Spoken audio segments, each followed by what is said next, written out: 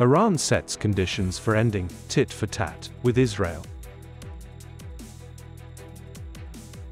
Vietnam in the top 15 most attractive tourist countries in the world. Preserving the traditional craft of making dough paper. Welcome to today's news. My name is Nguyễn Thương and I will be your guide through today's latest update. Israeli media quoted an unnamed source as saying that through intermediary, Iran has sent a message to the US and Israel that the current cycle of tit for tat between Iran and Israel will end if Tel Aviv responds with restraint to Tehran's missile attack earlier this month. The message is said to have been sent through secret diplomatic channels involving European countries acting as intermediaries. Previously, Tehran also signaled that it would not retaliate if Israel attacked some important strategic targets, except for oil or nuclear infrastructure. According to sources close to the diplomatic community, the second part of Iran's message is particularly alarming. Iran signaled that if an attack targets its important assets, such as oil fields or nuclear facilities, Tehran will retaliate, possibly including a major attack and crossing a red line. That raised concerns about the potential for an escalation of conflict in the region. The US and Israel have yet to respond to Iran's message. North Korean leader Kim Jong-un convened a top national security meeting on Monday, directing plans for immediate military action as tensions with South Korea continue to rise. The meeting focused on discussing military response plans, weapons modernization measures, weapons and equipment production, and intelligence activities of the country. During the meeting, the North Korean leader outlined the direction of military action in the current situation. Earlier, on the morning of October 13th, the North Korean army requested artillery units on the country's southern border to be on combat readiness. The meeting came after Pyongyang accused South Korea of being responsible for drones dropping leaflets filled with seditious rumors and rubbish, and warned that it would consider it a declaration of war if another drone is detected. This morning, Nghệ An Provincial People's Committee had a working session with the delegation of Quảng Nam Province, led by Mr. Trần Anh Tuấn, Vice Chairman of Quảng Nam Provincial People's Committee, to exchange experiences in directing and organizing the implementation of the national target programs for the period 2021-2025. In recent times, implementing the national target programs in Quảng Nam province, the people's lives have been greatly improved. However, the implementation of these three programs, including the National Target Program for Socio-Economic Development in Ethnic Minority and Mountainous Areas, has still faced many difficulties and obstacles. The results of building new rural areas in the province are still low. Therefore, the Vice Chairman of Quảng Nam Provincial People's Committee hopes that through the working session, Quảng Nam Province will learn from the experiences and good practices of Nghệ An Province. At the meeting, leaders of departments and branches of the two provinces exchanged and shared the achieved results, good experiences and difficulties in leadership, direction, organization and concretized mechanisms and policies in implementing the national target programs. Coming up next are some updated news. Vietnam has made it to the list of the world's best travel destinations, according to the 2024 Condé Nast Traveler Reader's Choice Awards. Accordingly, Vietnam ranked 15th with a score of 89 per 100. According to comments from Condé Nast Traveler readers, Vietnam is increasingly attractive to tourists thanks to its rustic yet charming beauty.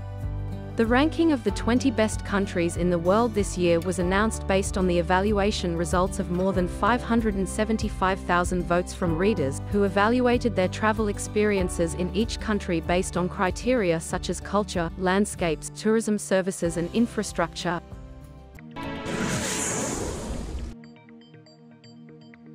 The Civil Aviation Authority decided to announce the adjustment of the parameters for coordinating landing and takeoff times, slots, at Tan Son Nhat Airport during the Lunar New Year. Accordingly, the parameters for coordinating takeoff and landing times and flight operations services at Tan Son and Hat increased from 42 flights PWER to 46 flights per hour for the time frames from 6 to 23:55 and from 32 flights per hour to 42 flights per hour for the time frames from 0000 to 5:55.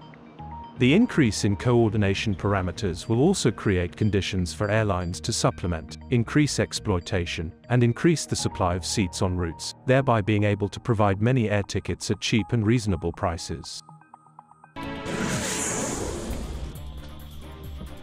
Deputy Prime Minister has just signed decision on allowance regime for those receiving salaries and allowances from the state budget, directly performing the task of surveying and clearing bombs, mines and post-war explosives.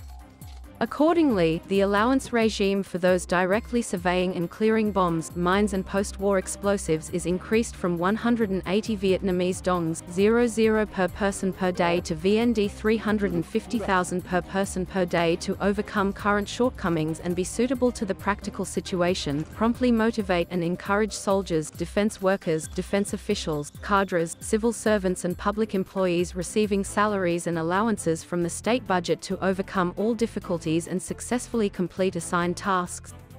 The decision takes effect from December 1, 2024.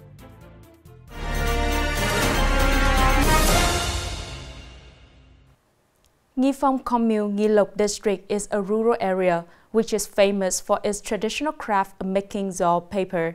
This is not only a place that produces certificated and durable sheet of paper, but also cultural heritage hundreds of years old, imbued with national identity.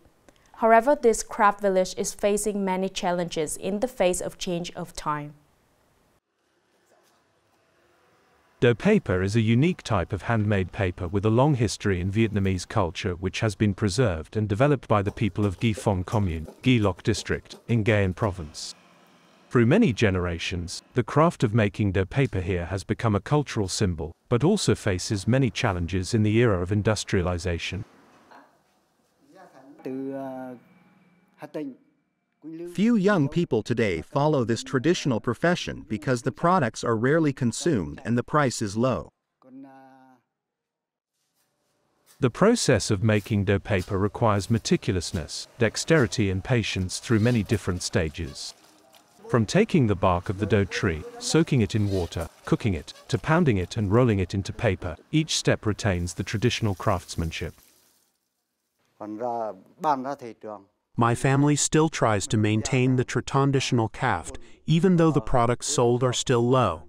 The family has an income of over 3 million Vietnamese dongs per month.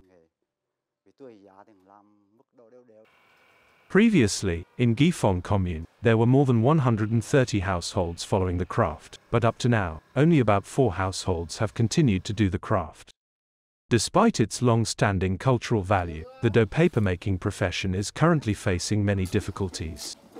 Competition from industrial paper, along with increasing costs of raw materials and labor, has put this profession at risk of extinction. Nghi Phong Commune was recognized as a craft village in 2003.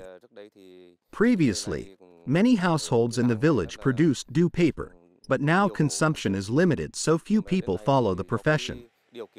Hopefully, the authorities will have a support plan to maintain this craft village.